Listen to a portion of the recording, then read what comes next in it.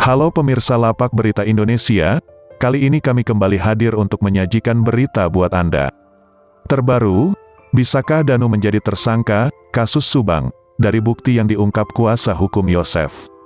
Namun, sebelum lanjut, mohon luangkan jari Anda untuk menekan tombol subscribe dan nyalakan lonceng notifikasinya agar kalian nggak ketinggalan berita menarik dari channel ini. Jika sudah, mari kita simak videonya.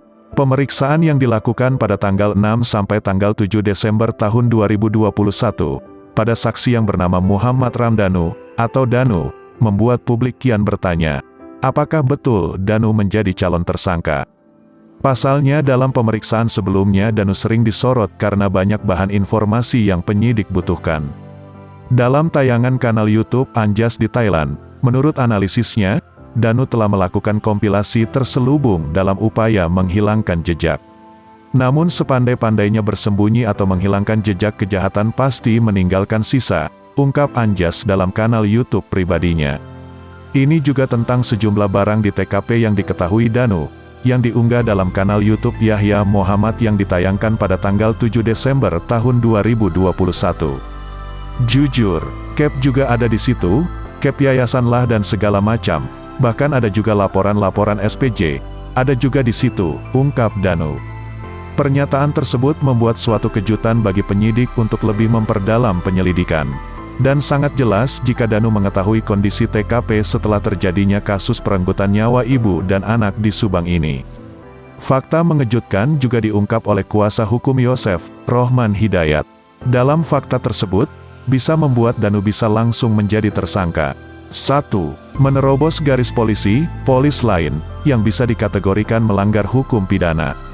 Menurut Rohman Hidayat, tindakan menerobos berarti sudah melanggar KUH pidana, karena mereka telah menghilangkan barang bukti seperti diatur dalam pasal 221 ayat 2. Jadi apakah dia disuruh, atau menyuruh orang lain, itu jelas dia sudah melanggar itu, ujar Rohman Hidayat. 2. Adanya puntung rokok milik Danu di TKP. Puntung rokok menjadi perbincangan hangat oleh pihak penyidik. Bahkan Rohman Hidayat sangat meyakini jika puntung rokok yang ditemukan penyidik di TKP adalah milik Danu. Kami meyakini itu puntung rokok milik Danu, namun itu memang pastinya ada di penyidik dan penyidiklah yang lebih tahu. Hanya saja kami berasumsi seperti itu berdasarkan keterangan Pak Yosef yang telah disampaikan ke penyidik, ujar kuasa hukum Yosef, Rohman Hidayat.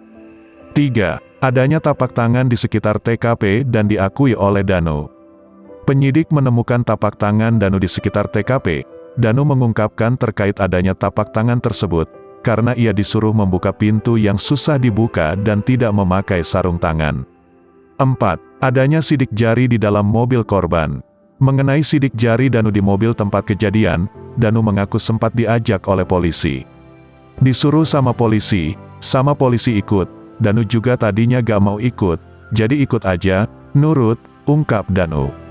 Yang dimaksud Danu polisi adalah Banpol. 5. Oknum Banpol pengacara Danu, Ahmad Taufan menegaskan, bahwa kejadian Danu memasuki TKP karena disuruh Banpol itu benar adanya, dan tersimpan rekaman yang bisa dijadikan sebagai bukti. Menurut kami kejadian Banpol masuk lokasi itu benar adanya. Kami punya bukti rekaman. Pengakuan Banpol menceritakan kejadian tersebut sedang berkomunikasi sama seseorang. Tidak ada lagi alasan untuk menilai kejadian Banpol ini tidak ada, tegas Ahmad Taufan dalam channel YouTube Heri Susanto. 6. DNA milik Danu. Pihak penyidik mengatakan jika DNA Danu ditemukan pula di TKP, DNA tersebut terlacak pada sebuah puntung rokok.